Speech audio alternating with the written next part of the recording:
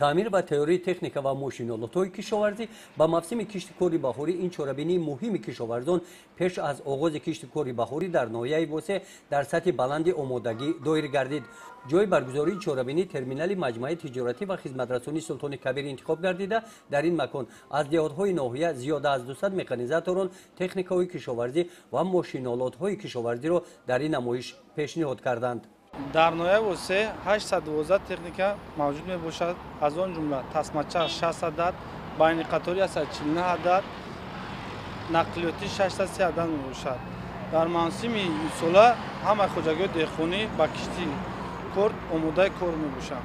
این سال یک 20 عدد تکنیکای کشاورزی گرفتنده نو. در دوره این برنامه همچنین چاره‌بینی‌های دیگری کشاورزی برای مانده شدند. در این گوشه نمایش و فروش نیال‌های میوه‌دهنده، آرایشی کوچت گل‌ها از دهات به نام خدای رجبوف پیشکش ساکنان ناحیه گردانیده شدند. در ناحیه در میدان 38 گکتار به نام واسه خوجگی نیال پروری می باشد که 38 گکتار میدان را در بر میگیرد. میدان‌های کورمی آبی در این خوجگی در 200,000 نیال‌های خودی میوه دهنده و زیاده از 10,000 درختان آرایشی سویافکن باشد، 12,000 و گل بوته‌ها باشد، زیاده از 25,000 در اینجا پرورش کرده می شود که هم برای سبزانیدن آباد کردن ناحیه و هم بیرون از ناحیه به فروش ما میگذاریم. در این گوشه باشد نوع‌های تخم‌های زراعت‌های گوناگون به نمایش گذاشته شدند. این تخم‌ها به شرایط اقلیم ناحیه واسه مطابق کرده شدند. امسال کشاورزان ناحیه موافق دورنما در میدان 7550 گکتار کشتی زراعت‌های تکنیکی از آن جمله پخته می‌گذارانیم که البته شما امروز دیده ایستید تیاری با کشتکاری بهاری تیار کردن تکنیک و ماشین‌آلات‌های کشاورزی به نمایش گذاشته شده است. ما از آن جمله در نمایش پیشکش نمودیم تخم‌های خوش‌صفتی که در اقلیم ناحیه مطابق هستند برای گذراندن کشتی پخته و دیگر زراعت‌هایی که در اساساً در بهار کشت می‌شوند.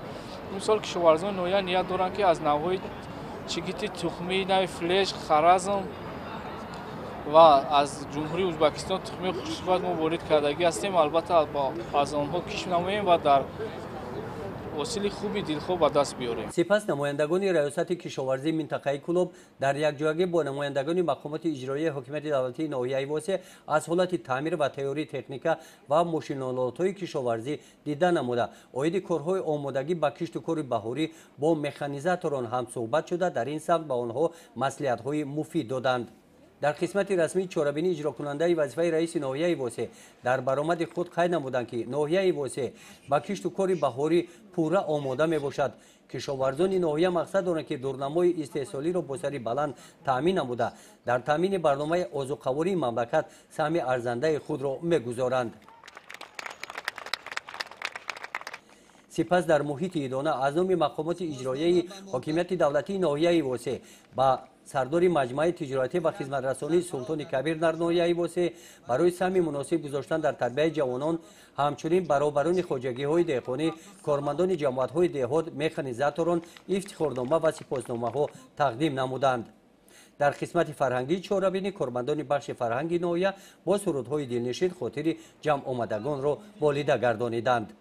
گزارش خواجه نظیف خدای نظر ظهروف از ناحیه واسه برای برنامه اطلاعاتی نوید